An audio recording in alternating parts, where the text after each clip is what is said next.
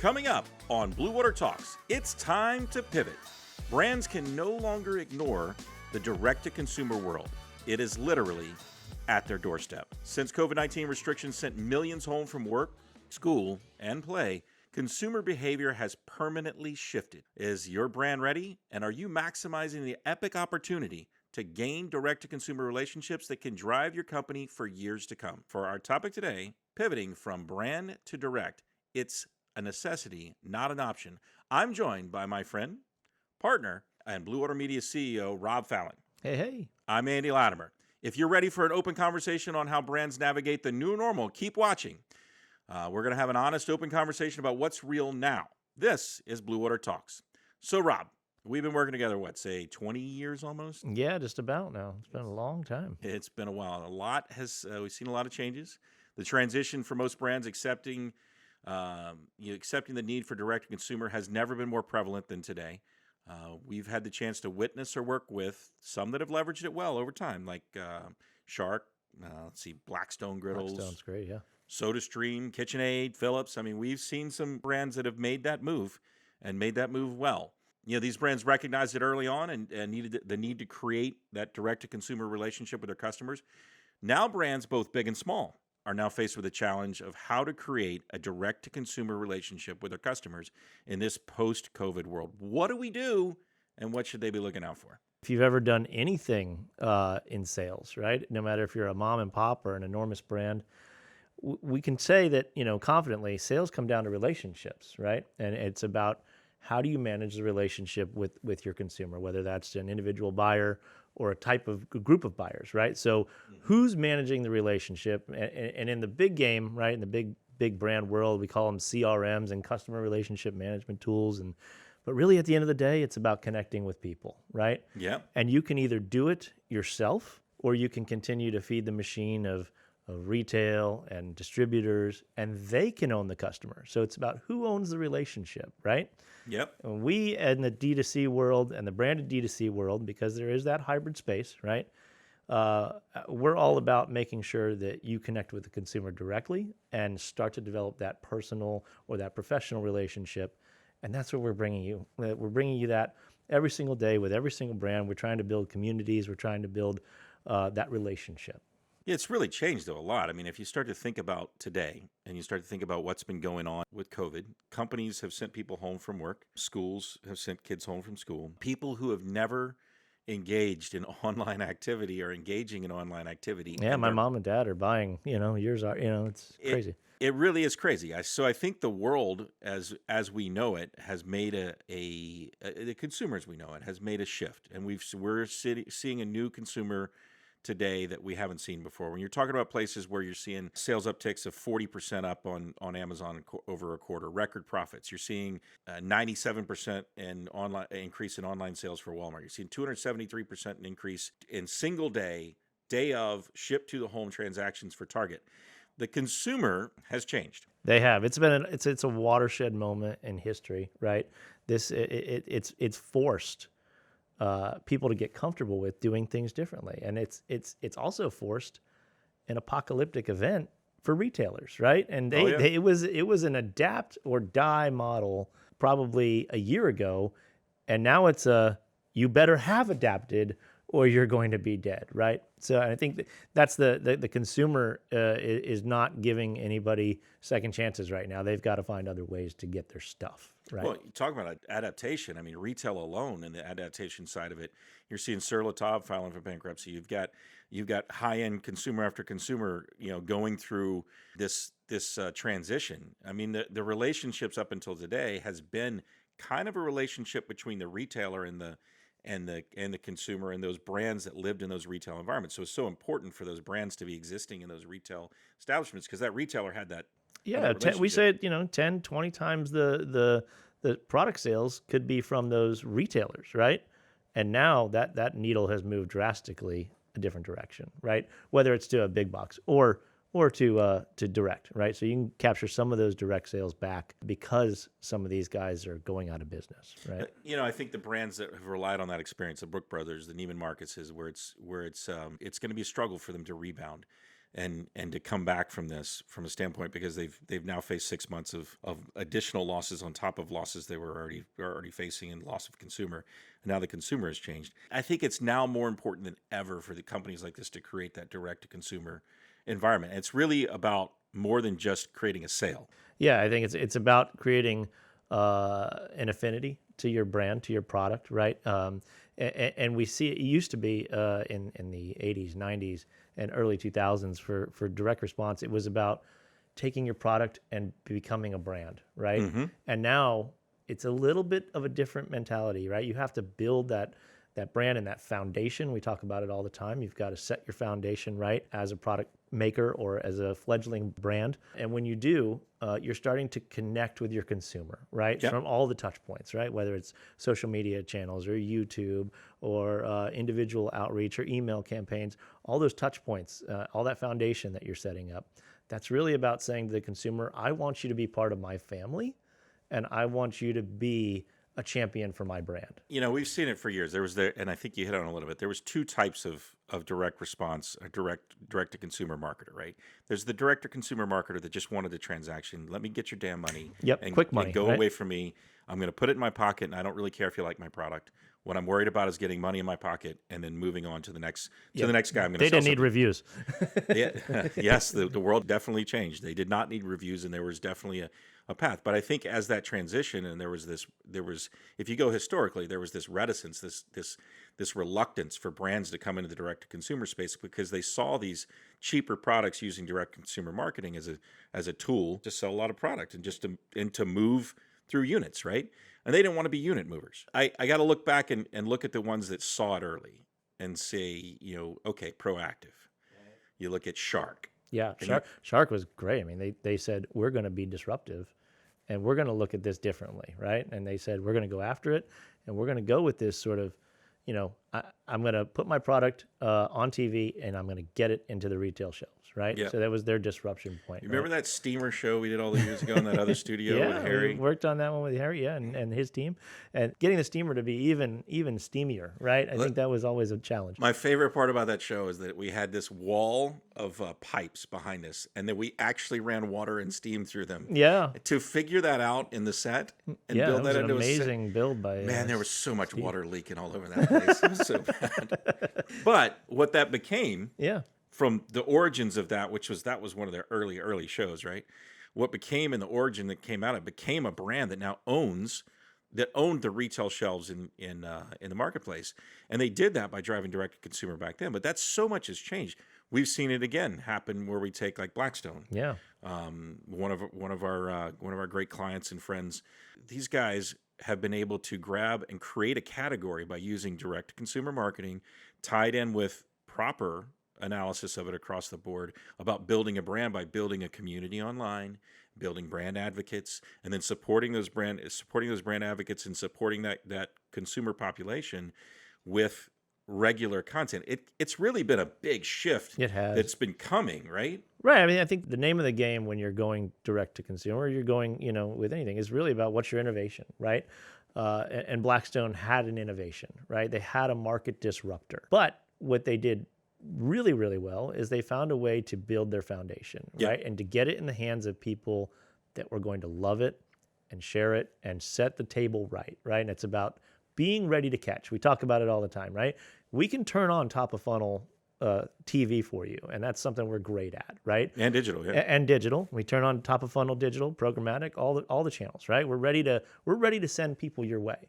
But we want to help you establish the foundation, right? And if you're ready to catch, right? And if you're ready to have some of those other relationships to get your product out there, you're ready for a huge campaign, right? And Blackstone did that very, very well. They found a disruptive product with an innovative USP, right? A flat top griddle. Who'd have thunk it, right? Right? Who'd have thunk it? Who'd have thunk it, right? Hibachi did, but not this way, right? Yeah. And put that in the hands of the consumer, but have all those people out there that test and validate and scream their praises, and then turn on top of funnel, right? With TV and digital transformational advertising, and boom, you've got a huge success. Well, I think building brands through direct to consumer, and really think of it from a brand strategy is that to your point, you do have to set this foundation, guys. You got to have this foundation that sits out there. You have to have your social audiences. You have to have your web structures. You have to have your purchasing online available, whether that's Amazon, Walmart, or whatever marketplace you're running through at that point. But you got to be spread there, right? And then you got to start getting sticky. And you got to start building layers of content that go through it. Because when you bring them in the funnel, right, and you bring them through the top of the funnel, there's this progression of the sale that starts to happen that you want to walk that consumer through. And what you don't want to do is lose them on the back end. Because what so many companies do is they design this funnel that just goes straight through, and there's nothing underneath it. If the foundation's there, you can drive that funnel, and that wash that comes out creates, I don't know if any of you ever read Wired magazine back in the day, but they had this is probably 15, 20 years ago. They had a chart that they put in there called the long tail. Long tail And if theory, anybody right. knows long tail marketing, if you're watching out there and you know, it's true today as it was then. Now, if you bring them in that funnel and you get that long tail going, the value of the long tail, the value of the engagement with the consumer over time is worth more. LTV, right? It's worth way more in the lifetime value of the customer than what you bring in the top at the first, because it just goes on forever. So I think that's what we talk about with this pivot, right, to this direct, right? Mm-hmm. And of course, everybody loves that buzzword, the funnel, right? Well, it's real, right? The funnel's real. Where does your customer come from? Where do they enter? What makes them trigger to buy, right? But part of what we're talking about with going direct is making sure you're managing the funnel and not necessarily letting other people do it, right? And the funnel, it should be a never-ending cycle if you do it right, because by the time you get them in and you have your customer and they make that transaction and they've been triggered, what are you serving them up next, right? Yeah. What is the next thing you're giving them, right? It's a give-get mentality, right? And you have to be constantly letting them know you're still here, you're still relevant, you're still great. We saw this obviously. Blackstone. We were able to work with them very early in their cycle, right? So we've had the luxury and been blessed to work with a lot of companies at multiple points in their growth. Yeah, it's really fun to see. Blackstone's one that certainly for us has been one because we've seen the whole growth. Like it was very early on, very very new in the marketplace, and we were able to help grow that. That kind of opportunity exists for brands today, and I think even more so since COVID. How does that exist for new brands that are coming on the marketplace? And then how do you address those that are now just trying to establish in this new platform or in this new world, in essence, where more people are buying direct and more people are buying online and more people are engaging with content in a new and meaningful way? How can new brands really start to break into that? Yeah, I think they have to tell their innovation story, right? They have to show the world why they're better. And we do it all the time in our direct response sort of formula, right? So it's hey, what's your problem? What problem are you really solving for people, right? Yeah. What is that key, unique selling prop, right? If you don't know the answer to that question, start over, right? So so find out what that is. What problem are you solving? How are you going to solve it? What does it do, right? And how does it work? You got to answer all those questions, right? And we even years ago made that song up about it. We'll save that for another podcast, right? That's a funny song. Right. But the idea is, how am I introducing you to my innovation, and what is the secret to marketing success? Repetition. The secret to marketing success is repetition, right? What's the secret to marketing success? Repetition, right? Go back to head on, right? Apply directly to the forehead. There's this mentality you have to do if you're going to go direct. It's don't be afraid to tell your customer what you do, right? You don't have to wrap it up in too flowery of a story. Although that does make for connectiveness, right, with your customer, but also tell them what it does and tell them why you're better. I think there's the rules of direct to consumer that have applied for years, and they're certainly still valid today. Don't discount the fact that the reason why you see direct consumer marketing working even more so today is because more consumers are clicking faster and being able to buy faster. That is the reason, and having that message driving them that way is important. But as well, I think for brands specifically, as brands are making this pivot, because remember, if you're a brand, you've lost some of your distribution platforms. If you're a lot of the places that you were selling, retailers are now suffering and having trouble, and there's massive closures. And you probably got bit by that. I mean, I'm sure some POs are going to be bankrupted out of, right? Let's just be real. There's definitely Yeah. there's definitely retailers not paying their bills, and there's definitely some companies that are going to be hit and marketers that are going to be hit. Well, you got to find a way to take that product that you're sitting on and put it back in the You do, marketplace. right? And you got to get you either got to liquidate it, or you got, which is usually not good for the brand, or you got to find consumers to buy it. And I think that not only is the funnel of getting them into that transaction and that path important, but it's beyond that. You have to create secondarily to that, but almost as important, this culture and this identity of the brand. Because today's consumer is much more judgmental about who you are as a company, what you're selling, why you're selling it, and what your really DNA of your company is. Yeah, and I think that's a great point. And I think SodaStream has really done a lot to show and to act responsibly in a way that is very green, right? And that is the one of their USPs, right? That they're a very earth conscious company, right? Their main benefit to their consumer is health, right? It's health and wellness, right? You get to drink more water. But what's in their DNA beside that, right? Beside the health, which is of course, all important for all of us. But it's also about preserving our planet, right? And they've taken action steps. They've really shown the consumer how what you're doing with their product is allowing, less consumption, right? Less consumption of plastics and detriment to our environment.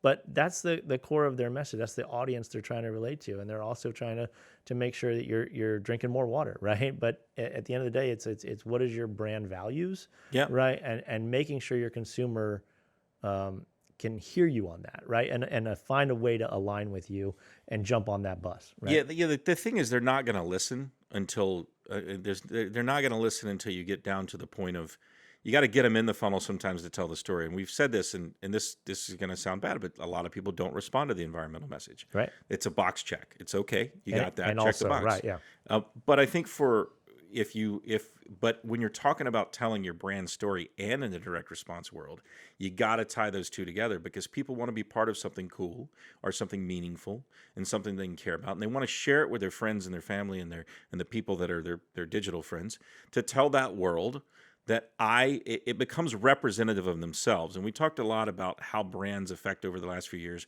the tribal culture of it, right? And it's really tribalism that you're dealing with, where you're saying, I believe in brand A or I believe in brand B. Why? For me, I bought a Chevy Suburban the second time. Why? Not because it was environmentally friendly, but because when I wrecked the first one, my whole family was safe. Right. And I'm on my fifth Ford because they've been reliable for me. Right. So it's like, what brands are you identifying with? What are you buying into? Right. What never lets you down. Right. And I think they want to get there, but they can't get there on step one. Right. They have to get into what your message is first. And it's still innovation. What's your product? Why is your product better? Why should you align with my product? Right. But think about that advocacy from the standpoint of somebody saying, or like me, all the people that listen and all the followers I have, when I wrecked that car and I went out and bought another one, they're like, oh, maybe I should think about a Chevy. Those moments, there's your sphere of influence, right? Right. Those moments as we start to transition in this new world of direct to consumer, which, by the way, I want to say this, and so I'm clear, I believe that this time that we're in right now is the great new age of direct to consumer marketing. And because think about it, when you start to see 87.3 million people have purchased on a direct-to-consumer platform. That's a 10% increase year over year. 10%. Unbelievable. And when you start to look at the other stats, with 40% increase in sales on Amazon, if you're telling me that direct-to-consumer isn't real right now, you're not paying attention. You're not seeing the numbers. Imagine what's going to happen in Q4 this holiday season when you start to see the spike, when you start to see it come up, when the massive amount starts to spin and people aren't going to retailers. From a standpoint of getting that message out now, and how it's such a balance and I think a challenge for how retailers are going to deal with this, and how brands are going to deal with this. Yeah, you think about retailers, and again, they're trying to manage relationships too, right? So they're losing some of their grip, right, on the relationship of who's selling the product, right? Because this this has forced people to do things differently. Oh, yeah. And imagine the challenge they're facing, right? And we love retailers. I don't want to knock retailers while they're down. I think they provide a tremendous value to a lot of people. Oh, right? and they make a lot of They make a direct-to-consumer lot of campaigns work. Absolutely. You have to have retail. You It's can't ignore it, right? It's big part of that the pie. foundation. Right. Yep. But they in and of themselves are not managing the relationship with the consumer if you do, right? And I think that's the part we're trying to say is like, take control, right? Robert Kiyosaki, back in the day, he did a lot of DR real estate shows, right? And he used to say, I'm an active investor, right? So if these companies are like, hey, I want to be an active manager of my brand, and I want to have the relationships with my consumer. That's what we're talking about here. So that pivot right now is saying, hey, go direct, and manage those relationships, and also buy it differently. Buy the path to the consumer differently, right? Go with a trusted agency like a Bluewater who's been doing direct and branded direct for some time now, right? We have a proven track record of doing it. Well, I mean, you're talking about changing path. Procter & Gamble said they're not going to the upfronts anymore.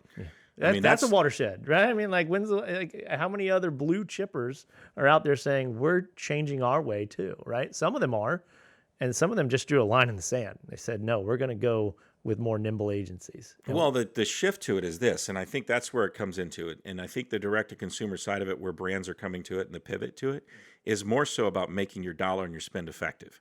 And what direct-to-consumer marketing does, beyond anything else and what brands are now chasing, is that it's not just it creates an immediate value and a measurable value on your advertising. It's not, I'm going to go drop this advertising and look at the big funnel, but and it's good. You need to have an overarching plan, and you need to look holistically at the way your whole organization works. You need to have a converged strategy that's running between it all, right? Right. There's no one magic bullet, right? You got to look across everything. Yeah, and you got to optimize across all of them. So but moving to the way, and I think you hit it, the way you're buying and the way you're strategizing and the way you're purchasing is really the difference.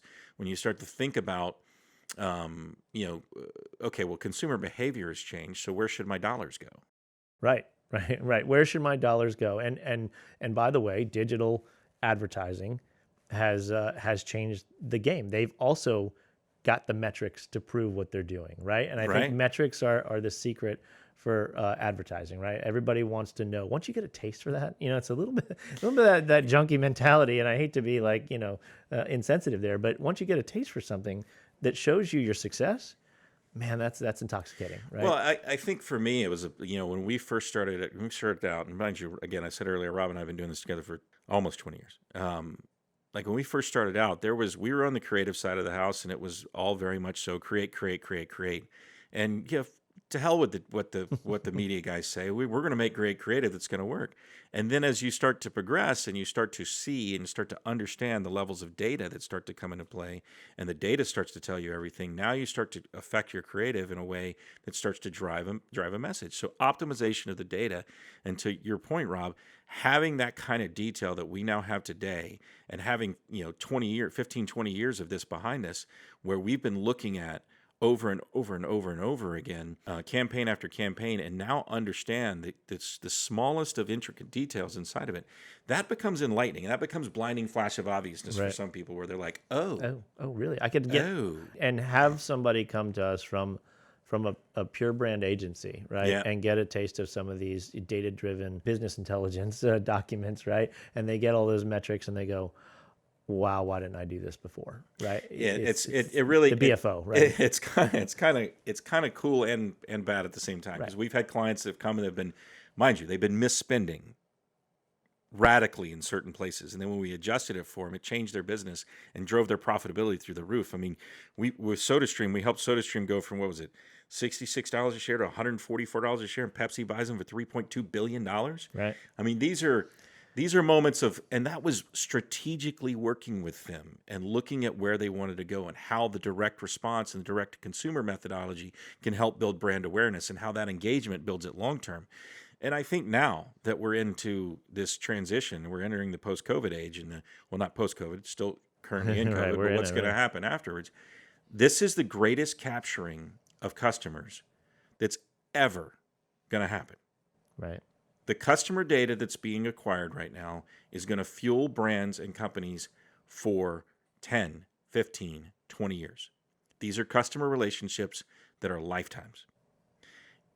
From a Yeah. standpoint of how and doing that directly and going with a different way of doing things and with an agency approach that's very accountable, right? I think that's, when people ask us, what's our USP, right? It's we have this accountability mentality for our clients, right? It's you come to us, we're going to work on, cutting edge disruptive creative. We're going to get you into a media strategy that's designed to make you money. And when you make money, I make money, right? That's how the agency works, right? But we only make money when we make you success. And so we lever all of our data, all of the historical things that we've been able to accomplish to bring success to our clients. And so we have the direct experience, and we can help people try to capture these customers in a different way, but a better way, potentially. the one that used to get me for years is that we would have the brand clients come over and they'd want to talk to us, and they said, but you do direct response. Oh gosh, the look down your nose. It was I don't know how many times I've been at the end of a person's nose when I say D2C or branded D2C. They're like, you can't put branded D2C. Of course not. They're like, they and so many times we heard, but the creative. And I'm like, but the creative, watch this. And as soon as they started giving us a chance, they were like, oh, wait, all those direct response rules and all those things that you applied in there, and then applying the things that tied into our brand and tied into our brand voice. And I think that the transition for Bluewater through the years has been very cool to be part of and experiencing. Yeah. And now that our roles have shifted and things have moved a little bit, getting back to it for me, for diving into the creative and some passion, right? Oh God, it's great because I mean, think about like when you go back and you think about those ones that people were like, oh, wait a minute, like Thundershirt. Right.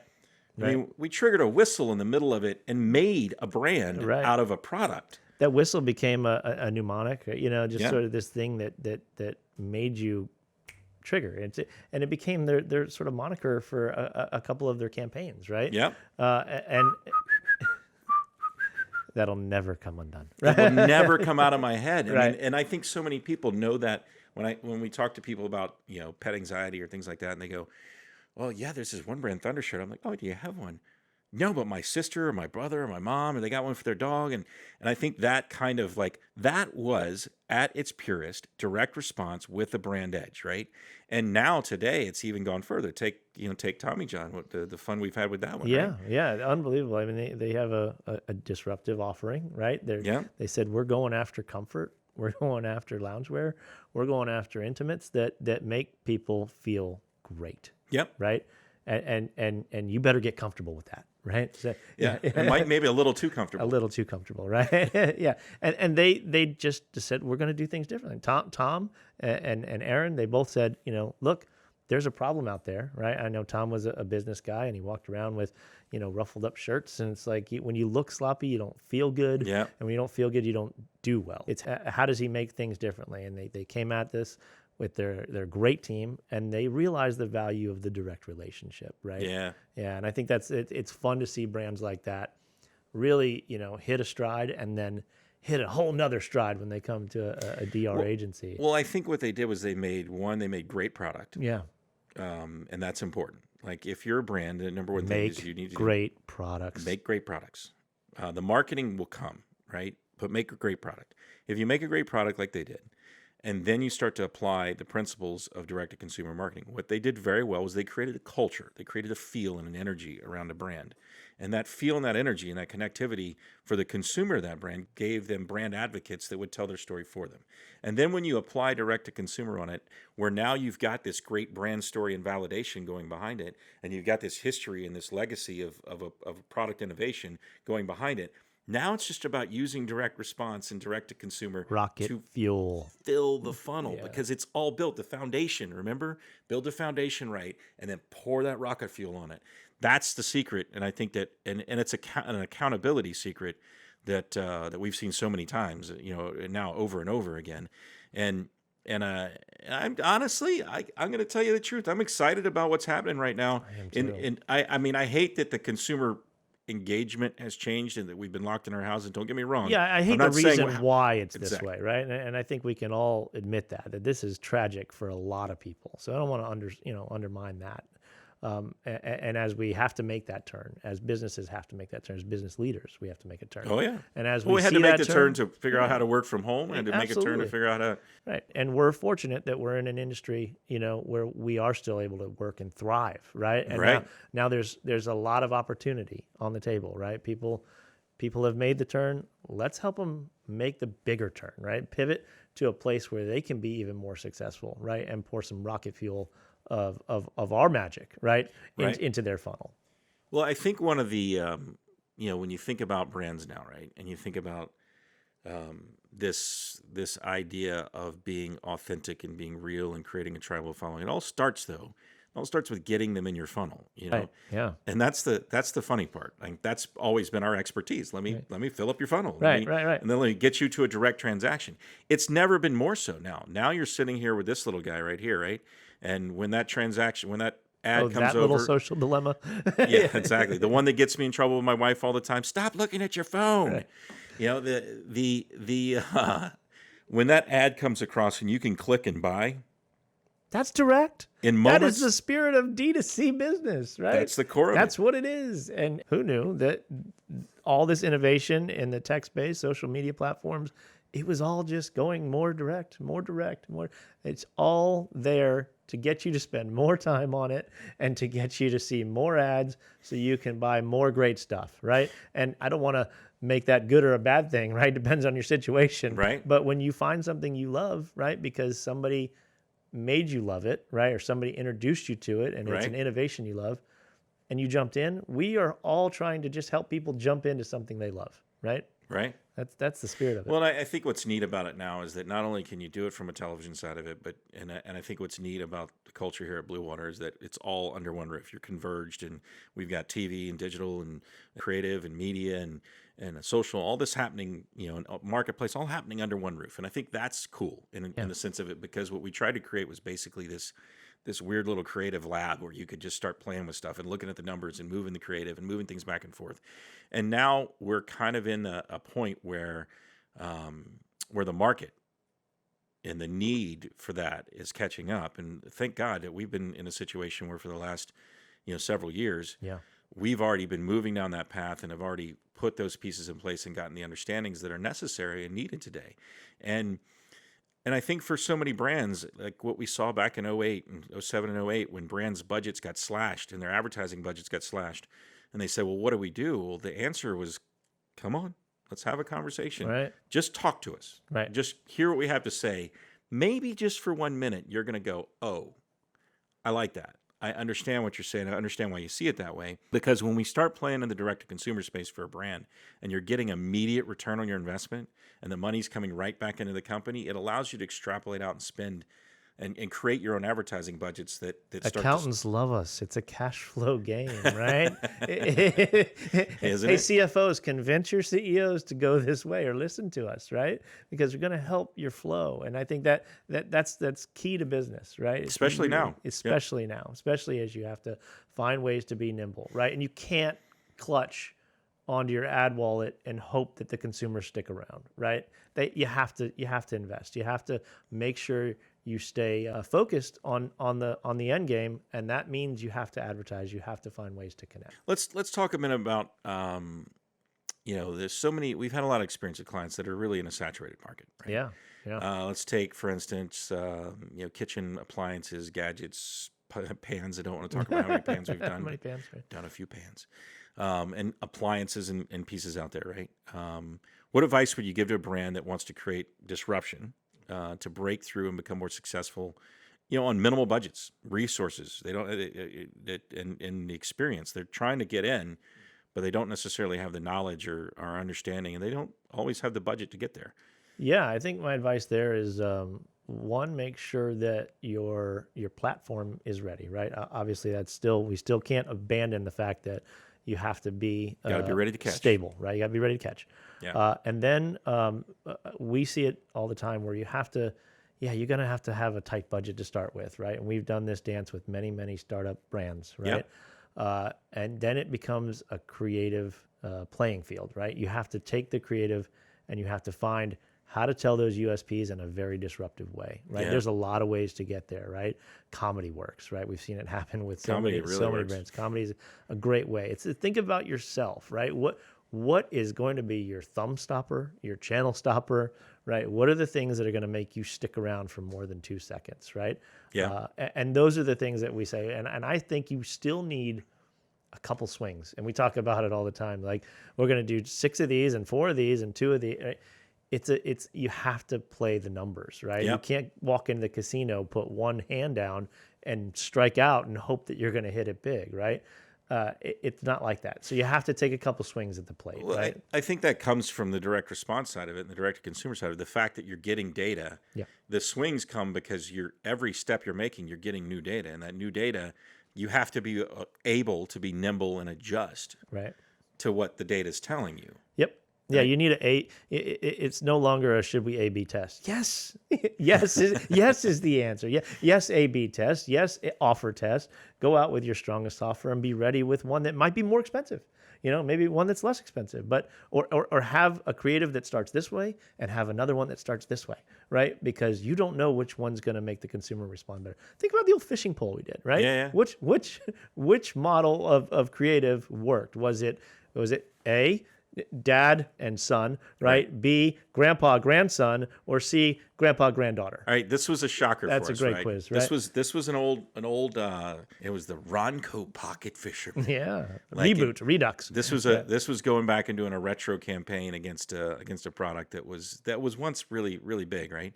And I know it's funny. Everybody's like, "Well, that's DRDR." Right. We're not talking about the Philips smokeless indoor grill, But that it's we a did, or the good case study for creative intros, right? right. I think it was one of those blinding flashes of obviousness moments where you look back and you go, "Oh," because what we thought would work was father and son.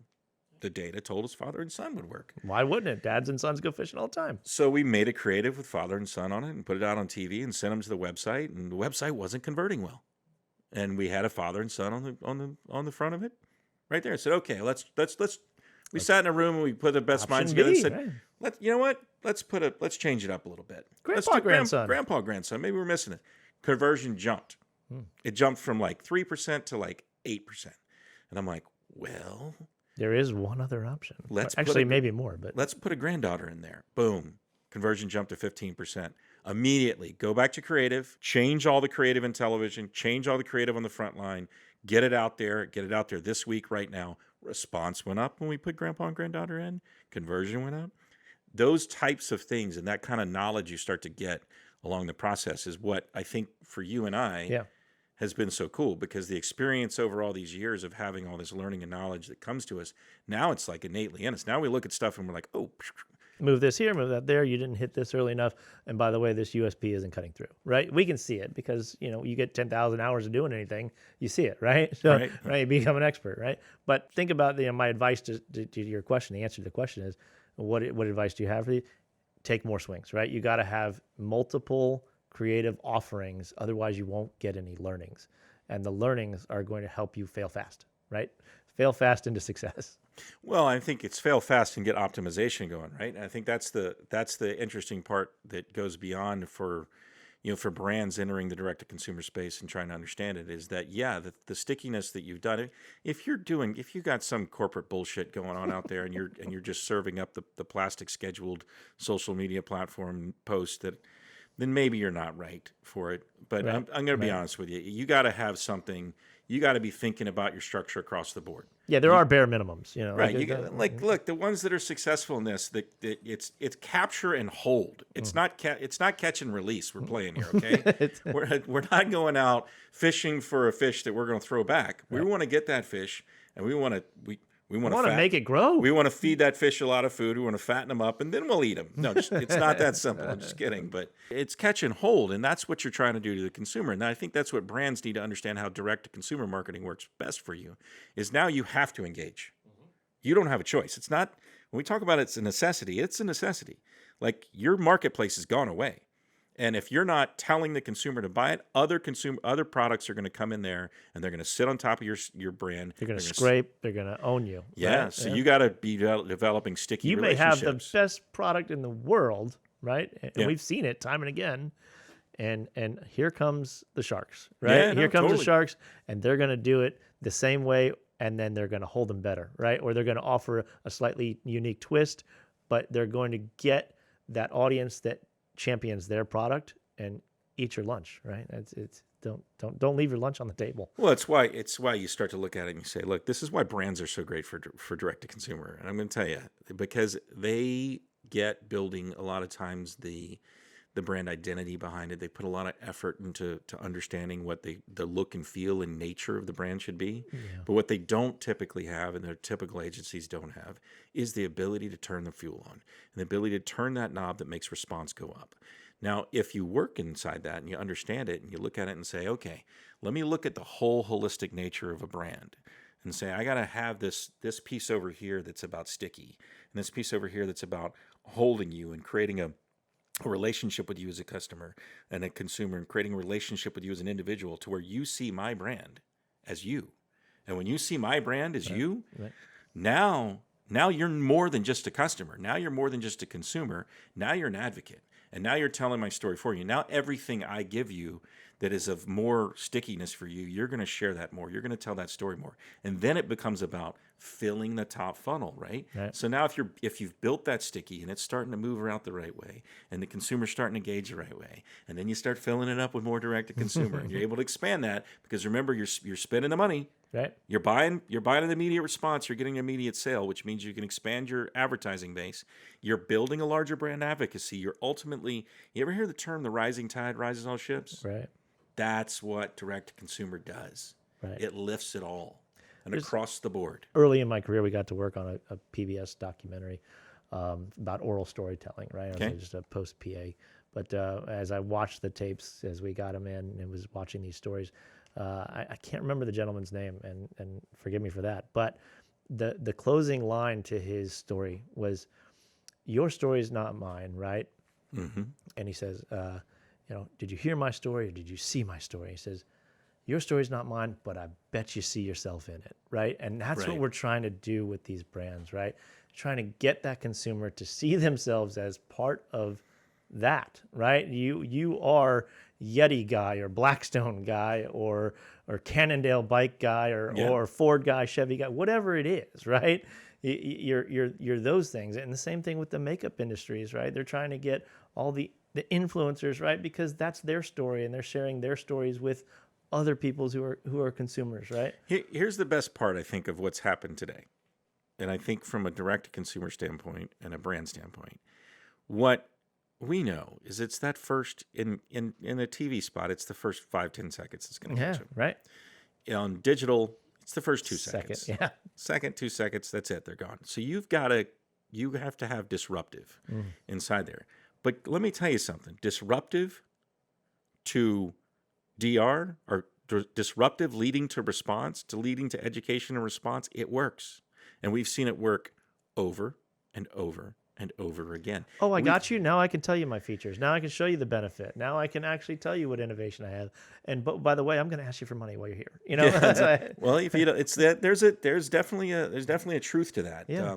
How's that song go? Tell them what you want. This is what it is. This is how it works. This is what it does. Send money. Right? So, and it's an old joke, an old humorous song that we used to sing, but it really is true. I think the difference today is that you got to capture the front end differently. Yeah. Because the consumer has changed and the consumer is looking for something they want to identify with. There's so much inundation. Like you can get any product anywhere, right? Yeah, of course. Take Tommy John. I can buy thousands of pairs of underwear and choices in underwear that are significantly cheaper. Yeah. But these must be better because it says comfortable. And I love the attitude and the energy of the brand. And same thing. Blackstone. I love the attitude and the energy of the brand. And yes, it happens. Both of them happen to be the best in market products. Right. So that helps. Of course, yeah. But from a standpoint, they didn't start there. I mean, they started with a disruption, right? Yes. And they built a better product, right? They cultivated their product. They made it best in class, right? And you got to get there as a product maker, but you get there by connecting with that audience and building more audience and going direct and being a market builder, right? Yeah, I tell you what, there's been nothing more fun and pleasurable in my life than building big brands like that from nothing. Because when you look back and you're standing in their warehouse, and their warehouse is hundreds of thousands of square feet, and it's sitting in a town in a Middle small America, right? right in Yeah. the middle of America, and people are working, there's forklifts moving, there's jobs being done. You look back and you say, "Hey, that disruption, that moment, that thing we did." Yeah, it helped make this possible. I'm Right? telling you right now, look, it raises the hairs on my arm. It actually gets me excited to think about the impact that we've actually had on the American economy. From a standpoint of where we sit today, how important is direct to consumer marketing for brands? Right. Literally to the American economy. How important is it? I don't know the metric of success for how important it is, but what I can tell you is it puts a lot of people to work, right? It's definitely its own industry, right? I think we've got some numbers over here, right? With 87.3 million people making a D2C purchase, right? Ages 14 and older, right? Making a D2C purchase. That's a lot of people. That's nearly a third of the U.S. population going direct, right? Yep. Right. So you talk about opportunity, right? Go direct, right? You talk about we used to talk about what are the things that make for a great D2C product. And I think that game's changed since the beginning of our careers too, right? It used to be, well, does it do this? Does it do that? Does it make it great this? Does it have 5 times markup? You know what? I think that game's over, right? Yes, you want to demonstrate why it's better. Of course you have to demonstrate why it's better. And does maybe a mop or a broom work better for D2C because everybody needs one? Yep. Sure, it just casts a wider net. But luckily, with our media tools today, we can find the audience regardless of what the product category is, right? We've got this incredible technology nowadays that we can go and find whatever an individual is looking for. There's a way to connect with their audience, right? Let me hit you another stat of why it's so important right now to get your direct to consumer strategies. If you're a brand, if you're a small product, if you are if you're an online retailer at all, if you have your own 10 retail stores, this is the great age of direct to consumer, and I'm going to tell you why. And this isn't. I'm going to give you some names here, and then I'm going to tell you where they are. Okay. J.C. Penney, Pier 1 Imports, Neiman Marcus, Tuesday Morning, GNC, Chuck E. Cheese, Brooks Brothers, Ann Taylor, Loft, Lane Bryant. Oh boy, Men's Warehouse. There are 32 different retailers that have filed for bankruptcy or liquidation. 32. That's a retraction of the retail market. Yes. Some of them Maybe- might have been strategic, right? Some of them might not have been in the best situations at all, but they weren't equipped to handle it. They weren't ready for the D2C marketplace to really take over and the direct to consumer marketplace to hit. And I think COVID I think what COVID did and the policies against COVID are the policies of sending people home and having them work from home and shutting down the retail side of the world and shutting down schools. Yes, it is going to absolutely devastate a certain part of the economy, but it's also an opportunity if you're paying attention. It's an opportunity to build your brand. It's an opportunity to create direct relationships for your brand. And if you're paying attention and you're thinking about it, the one thing you got to do is you got to make the move now, but you got to think of it holistically. You have to think of, if my brand is this, I need to get the top funnel filling because I'm losing my distribution platforms. So if I fill the top funnel and I get that moving through direct to consumer, then I can create the consumer relationship that's long-term. Then I can sell them more. And now I've replaced the retailer. And more importantly than that, I now have communication with the consumer. Your direct consumer strategy is directly affected by this, right? So think about this. Amazon, you don't get to share you don't get to have that contact with the consumer. Amazon is great except for through Amazon, right? right? Should you own that customer? You should. And you should be developing those relationships with your customers every step of the way. The way you do that is getting many more into your funnel, getting them through that driving, creating direct sales and transactions with them, and then ultimately creating a long-term relationship with them, making them follow you, make them part of your brand, make them your brand advocates, make them tribal drum beaters for what your brand represents. Right. Yeah, here's your family. These folks that are buyers of products and services, right? They are your family. They feed your family, right? They might as well have invited you over for dinner because they're cooking for you, right? Right. But yeah, you have to get them and make sure once you have them, you don't let them go, right? Right. It's hold on to it, because if you don't, someone else is courting them every day, right? And whether that's the big box retailer that's courting them, and they're going to email drip campaign them. Why do you think every time you go to the big box retailer, they're saying, hey, can we get an email? Yeah, no. Yeah, of course they want that. They want to manage the narrative. And who's driving them there? Right. Like if it's your brand that's driving them there, Congratulations. you're driving them there, and yeah, you're going to create sales. I'm not against retail. Don't get me wrong. None of us here are against retail. No, we love it. We're saying even retailers need to get a D2C strategy. Absolutely. And I certainly think all the grocers now realize it. Yep. I think that certainly Walmart realizes it. I know Target realizes it. I know the retailers are getting it, and there's more stuff showing up in your home. You know, we talk about back in the day when the milkman showed up with not the milkman, not that milkman. When the milkman showed up with the milk at the door.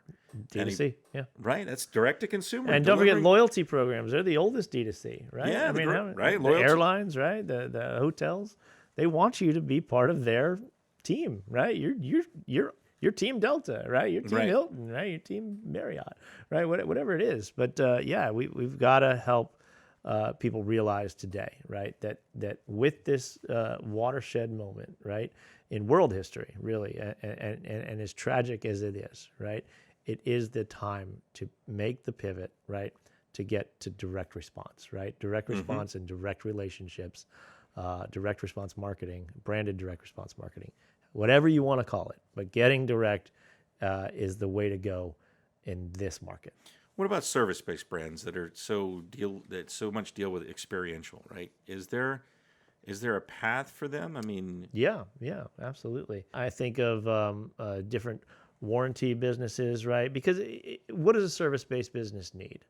It needs leads, right? Yeah. Okay. Right. So how do you get into the funnel if you're Bob's Cleaning Service, right? You still want to have your phone appointment setters have the phone ring, right? So what do we do right there? We say, okay, here's a special offer, right? And oh, by the way, call now and you're going to get even more savings, right? But yeah, there's a ton of opportunity in service-based businesses because all it is really a lead gen model, right? I got you. And financial services, same way, right?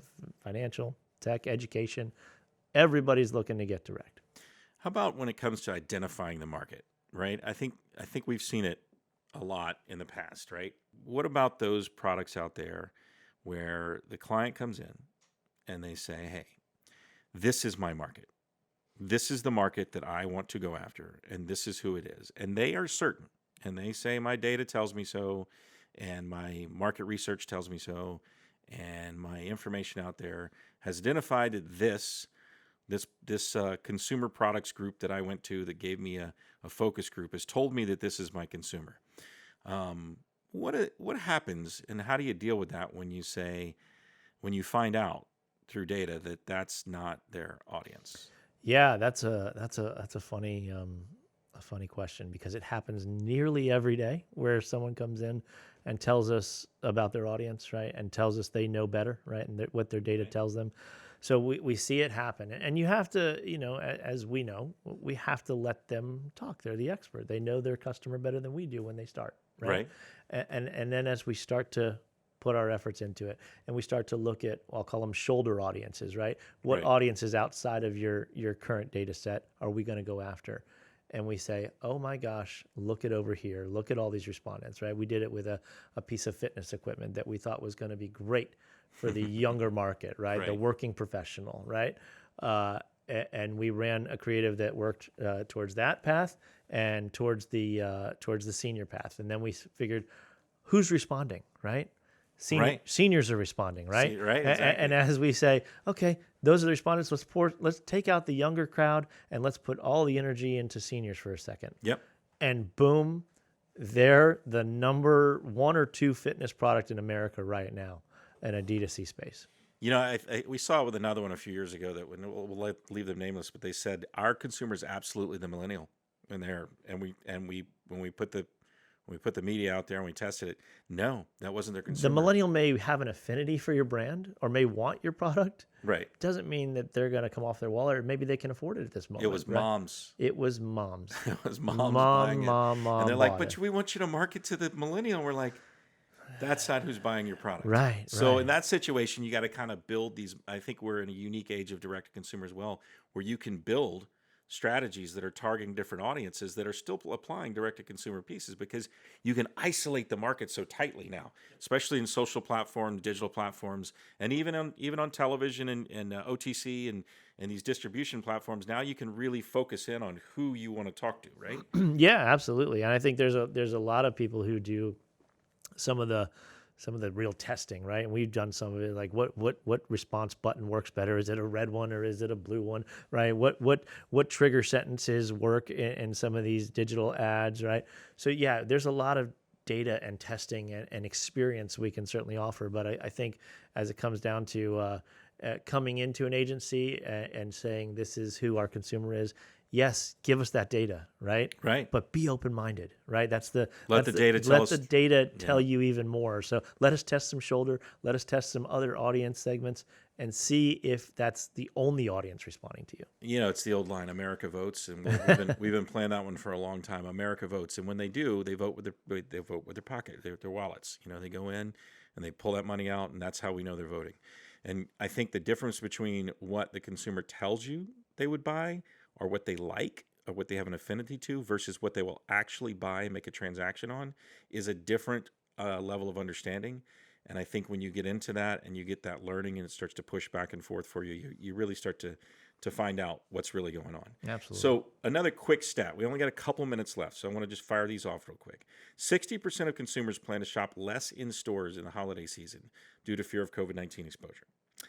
Despite the pandemic, 41% of shoppers say they don't plan to shop early for holiday gifts. They're going to stay the same path. That meaning that there will be no break between the current COVID-19 e-commerce climate and what's already overwhelming holiday season. Yeah. So challenges are coming. 39% of shoppers plan to start shopping in October, and 30% plan to start on Black Friday and Cyber Monday. We're going to see incredible deal offerings earlier in the last quarter, right? Q4 is going to be where people have to make their numbers up, right? And we've talked about that from a media landscape. We've talked about it from a sales data landscape, right? Yes, it's no shocker to me that 60% are going to not go to stores, right? That doesn't shock me. It doesn't shock anybody in America, right? But what we do know is that the numbers are down. Right, because how could they be up, right? the only place it's up is unless you're buying. buying masks, unless you're buying hand sanitizer. Yeah, there's a bloodbath for some markets out there. Alcohol sales are through the roof, right? But what retailers and what product manufacturers have to do in order to make anything salvageable for 2020 is get aggressive, right? So yeah, you're going to see a really tight media landscape. On top of an election season that's going to be more money spent, right? So reaching your consumers is going to be critically important. But yeah, sales are going to happen earlier. They're going to happen often. There's going to be more value. But by any means necessary in Q4, we're going to have a direct battlefield for every consumer dollar there is. For brands that are pivoting, they're just now starting to pivot or desire to make that pivot to direct consumer strategy, right? On a high level. What is the timing and plan for that? What do they need to do? Will they be ready for Q4, or have they lost their opportunity to end the year on a high note? What is the action now? I think that's just it. It's action now, right? So if you want to get there in Q4, call now, right? yeah. Now that's direct response. Yeah, I'm always be closing. But yeah, you've got to call, and you've got to have taken some steps before now. So I hope that anybody who's thinking about Q4 right now and who hasn't made a switch is at least got the foundation set up, and I'm sure they do, right? But yeah, they've got to get aggressive and they've got to have that plan now, and we can certainly help make some creative adjustments and make some aggressive creative, absolutely, and get that media dollar in. But it's going to be a landscape that's really tight and could be expensive. So be aggressive. You know, we've always said, just let us take a look at it. The evaluation is free. It doesn't cost you anything. And maybe you learn something from us, maybe you don't. Maybe we give you some insight that you take back to your agency and run with your agency, whatever. Cool. It doesn't matter. What we want to say to you out there, if you're watching this and you're curious about how you work with Bluewater or what you can do, we're pretty much an open book, man. Mm-hmm. Come on in, give us a call. Let's take a look. Let's see what you have going on, and we'll give you an evaluation and tell you what we do, what we think we can improve, or what we can't. You can follow us. Just go to bluewater.tv, and you can follow get signed up for additional podcasts and additional Bluewater Talks coming at you. Or you can follow us on Twitter, Facebook, Instagram, LinkedIn, Vimeo, and YouTube. And I'm pretty sure if Ricky and our team in our animation department has it their way, we will be on Twitch soon. Everywhere. So, Rob, I want to thank you for taking some time to talk with me. I know we've known each Yeah. other a long time, and I have such great respect for you and all the time that we've spent together. Likewise. And I'm really looking forward to the future here at Bluewater, specifically under your leadership as the new CEO. Thanks, man. I think it's been a great time today, just having this chat. And I think if we can help some people out there, if we've made somebody think differently, then great. If you want to even just reach out and just, like you said, get a look, that's awesome. But yeah, I'm excited about where we are, where we've come from. Obviously, our friendship and our history, I'm excited about, and where we're going. I think there's a lot of opportunity out there, and like you said, it's never been a better time to get direct. It's never been a better time to take action. To quote my friend Rob Fallon, call now or click now. Click now. Yeah, it's cool. All right. See Thanks, you guys next time.